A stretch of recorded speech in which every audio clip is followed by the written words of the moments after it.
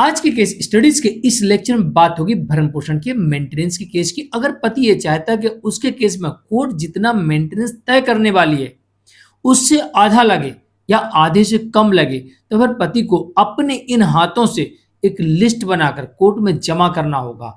और ये लिस्ट जमा करने के बाद कोर्ट जितना मेंटेनेंस तय करने वाली थी, मान लीजिए आपके केस में कोर्ट 10,000 रुपए भरण पोषण तय करने वाली थी, तो कोर्ट यहां पर अब 10 नहीं करेगी, 5, 6, 4, 3, 7 यानी कम हो जाएगा, उतना आपको नहीं देना पड़ेगा।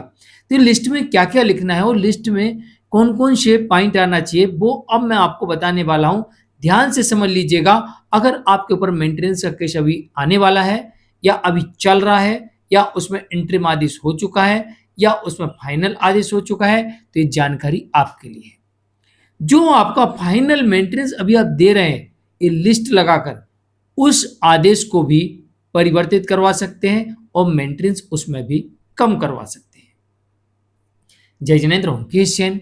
वीडियो को लाइक और शेयर कर दीजिए और इस तरह के जजमेंट्स का पैकेज पाने के लिए जिसमें लगभग आपको 200 जजमेंट्स मिलते हैं निश्चित जानकारी के लिए दिए गए नंबर पर आप हमें संपर्क कर सकते हैं। चलिए शुरुआत करते हैं। देखिए, लिस्ट में हमें सिर्फ और सिर्फ अपने खर्चों की लिस्ट बनानी है और हम अक्सर यही गलती कर जाते हैं। हम अपनी सैलरी की, हम अपनी इनकम की बाकायदा बैंक स्टेटमेंट सबूत के साथ कोर्ट में जमा कर देते हैं, लेकिन हम अपने खर्चों की लिस्ट सबूत के साथ कोर्ट में जमा नहीं करते। इसी वजह से हमें ज्यादा भरण पोषण देना पड़ता है।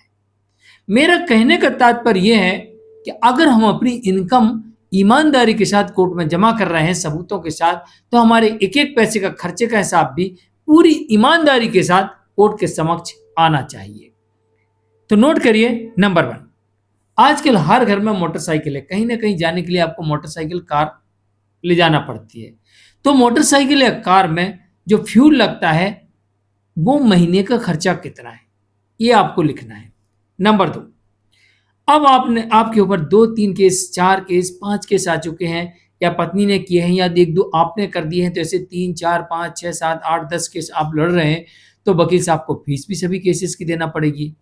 तो प्रति केस पर पेशी कितनी फीस होगी आपके केस में, आप उसके हिसाब से आप अपनी लिस्ट में लिखिए कि मेरे ऊपर 5 केस हैं, 2 मैंने किए हैं, तो इस कुल 7 केस हुए। 7 केस में प्रति पेशी 200 रुपये, 500 रुपये, 1000 रुपये जो भी देते हैं, तो मान लीजिए 500 देते हैं, तो 500 रुपये पर पेशी के हिसाब से 7 पेशी के पर मंथ 3500 रुपये फीस जाती है। ये आपका खर्चा है। इसके अलावा बात यहीं खत्म नहीं होती है, आने का और जाने का। भाई वाइफ कहाँ केस करेगी? अपने मायके में। अब आप उसके मायके जाओगे तो फ्री में थोड़ी जाओगे। आने का और जाने का, इसका सबूत भी आपको कोर्ट को देना है, यानी टिकट लगानी है और वहां पर आप होटल में रुके और खाए, इसके बिल भी लगाने हैं। और ये भी आपको अपनी खर्चे की लिस्ट में लिखना है कि मैं हर पेशी पे इतने केसेस में वहां जाता हूं, इतने केसेस में ऊपर चल रहा है, हर पेशी पे जाता हूं, जिसके हर महीने मुझे इतने चक्कर लगाना पड़ते हैं, जिसका एक बार का आने जाने खर्चा इतना है, रुकने का इतना है, खाने का इतना है।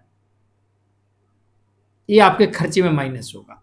इसके अलावा आपने कोई लोन लिया है, हाउसिंग लोन, रिकंस्ट्रक्शन लोन या फिर एजुकेशन लोन, इलाज के लिए लोन लिया आपने, मेडिक्लेम, या फिर और कोई लोन लिया आपने, किसी भी प्रकार का कोई भी लोन आपके ऊपर चल रहा है, तो उसकी ईएमआई, तो आपको अपनी लिस्ट में ईएमआई भी शो करनी है, कितनी ईएमआई जाती है। और ये जो पैसे आपके कट रहे हैं ना, कोशिश करिए आपके सारे के सारे पैसे आपके बैंक अकाउंट से कटें, ताकि ये डबल प्रूफ रहे। पेट्रोल भरवाया, बिल ले लिया, बस से ट्रेवल किया, टिकट रख ली, जो कुछ खरीदा ऑनलाइन कर दिया, बिल ले लिया, ये आपको लेते हुए चलना है। अब आप हर महीने राशन भी खरीदते हैं। भाई रोटी खाओगे, दाल खाओगे, चावल खाओगे, राशन खरीदना पड़ेगा ना। तो राशन कितने का आता है, तो अपने किराना वाले को ऑनलाइन ट्रांजैक्शन कर दीजिए, तो ये राशन का बिल हो जाएगा। इसके अलावा आप दूध भी लेंगे, फल भी लेंगे, सब्जियां भी लेंगे, कोशिश करिए ऑनलाइन ट्रांजैक्शन हो और लिस्ट में बाकायदा लिखा हो इस महीने में हमने इतने फल खरीदे, इतने का दूध खरीदा, इतने की सब्जियां खरीदी, इतने का राशन आया। ये भी आपकी लिस्ट में आना चाहिए।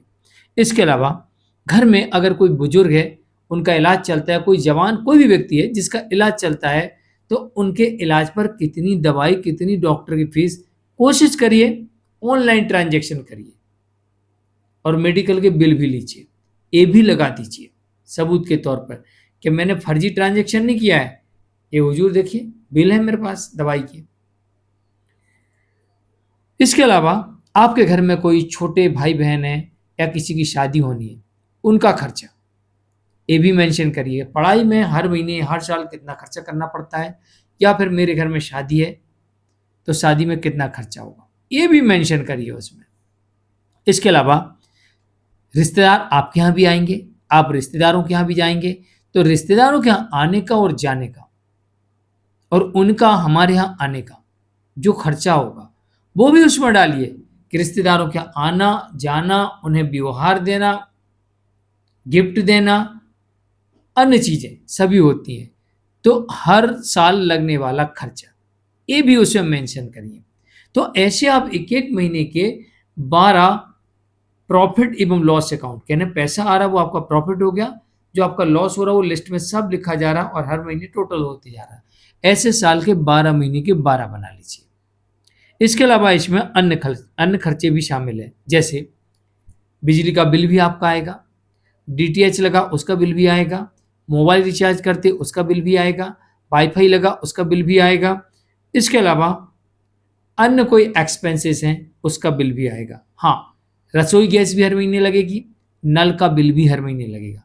इसके अलावा प्रॉपर्टी टैक्स भी साल में एक बार लगता है। तो इतने सारे आपके खर्चे होते हैं। अब मुझे आप बताइए जरा कमेंट में, क्या आपने अपने मेंटेनेंस के केस में ये सारे खर्चे की लिस्ट बैंक स्टेटमेंट से मैच करते हुए बिलों के साथ आपने कोर्ट में प्रस्तुत की है? आप कुछ दान भी करते होंगे, ये आपने किया, कुछ पैसे आपके गिर जाते होंगे, गुम जाते होंगे, चोरी हो जाती होगी, नुकसान हो जाता होगा, ये आपने मेंशन किया। जब आप कोर्ट को सामने ये सारी चीजें लिख के नहीं दोगे तो कोर्ट को थोड़ी पता आपके खर्चे क्या हैं। तो आपके एक्चुअल खर्चे क्या है, आपकी इनकम तो पता लग गई। पत्नी ने आरटीआई लगा दी, वहां से आपकी पे स्लिप ले लिया, या वहां से उन्हें लिख के दे दिया आप कितनी सैलरी है, या आपने खुद ही पे स्लिप पेश कर दी, या अपना बैंक स्टेटमेंट पेश कर दिया। आपने इनकम तो बता दी, लेकिन खर्चे बताया आपने नहीं बताए ना, तो फिर आपके ऊपर ज्यादा मेंटेनेंस लगेगा। अब आपके खर्चे आ गए तो भाई नियम ये कहता है कि पति के पास पहले ये देखा जाएगा कितना पैसा आता है, उसमें से उसके खर्चे कितने हैं जो आवश्यक हैं, अनावश्यक खर्चे नहीं कि भैया मैं तो सिनेमा देखने गया था, अब भाई पत्नी को मेंटेनेंस ना देना पड़े तो चलो सिनेमा देख के आ जाते हैं, चलो कहीं घूम के आ जाते हैं, ऐसे खर्चे नहीं होंगे, इन्हें कोर्ट रिजेक्ट कर देगी। लेकिन ऐसे खर्चे जैसे दूध का खर्चा कोर्ट रिजेक्ट नहीं कर सकती, सब्जी का खर्चा कोर्ट रिजेक्ट नहीं करेगी, राशन का खर्चा कोर्ट रिजेक्ट नहीं करेगी, ईएमआई कोर्ट रिजेक्ट नहीं करेगी, वकील साहब की फीस कोर्ट रिजेक्ट नहीं करेगी, मेडिकल्स बिल्स कोर्ट रिजेक्ट नहीं करेगी, एजुकेशन बिल कोर्ट रिजेक्ट नहीं करेगी। इसके अलावा अन्य जैसे खर्चे mobile, wifi, DTH recharge court reject नहीं करेगी। कैसे करेगी भाई, ये तो लगना ही है। तो जुनाइन खर्चे अपनी इनकम के साथ पूरी लिस्ट बनाकर कोर्ट के समक्ष जवाब के साथ ही प्रस्तुत कर दीजिए। तो 12 तो साल भर के 12 महीने की 12 प्रॉफिट एंड लॉस अकाउंट बन गया। हर महीने मेरा इतनी इनकम हुई है और इतने मेरे खर्चे हैं, आपकी इनकम में से खर्चे कट गए, कितना बचा या एक्स्ट्रा खर्च हो गया। अब ऐसे आपके साल के 12 महीने के 12 हो गए। अब 12 महीने के 12 को टोटल कर लीजिए, तो 12 महीने में टोटल इनकम मेरी कितनी हुई और टोटल खर्चे कितने हुए, और एक पेज अलग से लगा दीजिए। तो हुजूर मेरा एक साल में इतनी मेरी आय हुई है और इतना मेरा व्यय हुआ है, अब मेरे पास में इतना पैसा बचा है नहीं बचा है जो भी है। अगर आप किसी केस में पहले से मेंटेनेंस दे रहे हैं तो ये भी आपका खर्चा है, वो भी आप मेंशन करिए कि हम खर्चा दे रहे हैं। जैसे सोसाइटी का खर्चा होता है, सोसाइटी का खर्चा देना पड़ता है आपको, चंदा देना पड़ता है आपको, इस तरीके के जितने प्रकार के खर्चे होते हैं, ये सारे खर्चे आप एक्सपेंसेस में डालिए और कोर्ट के समक्ष रखिए। तो पहले आपकी इनकम, उसमें से कोर्ट खर्चे घटाएगी, फिर जो पैसा बचेगा उसमें से एक भाग पत्नी को देगी। अगर कोई अनावश्यक खर्चा होगा तो कोर्ट उसे हटा देगी, ये भी ध्यान रखिएगा।